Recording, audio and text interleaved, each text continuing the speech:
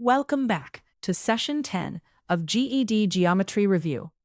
Volume tells how much space a solid holds or fills. Because it fills space in three directions, volume is always measured in cubic units. The formulas are short.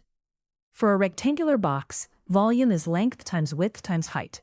For a cube, since all edges are equal, volume is the side cubed. Here is the idea behind it. Think of filling the box with unit cubes. You count how many cubes fit along the length, the width, and the height, and multiply. That product is the volume. Let's compute a box that is 5 by 3 by 2. Multiply all three.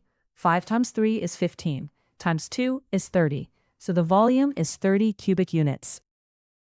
Now a cube with an edge of 4. Volume is the side cubed.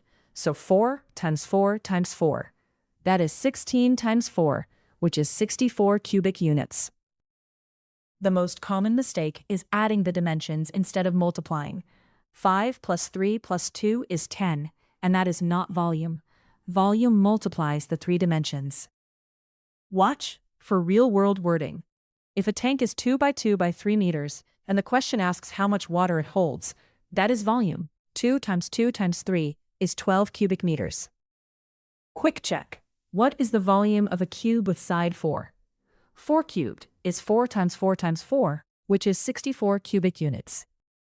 To recap, a box is length times width times height, and a cube is the side cubed. Multiply, never add, and always report the answer in cubic units.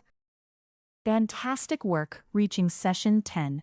Practice a few volumes on your own, and I'll see you next time.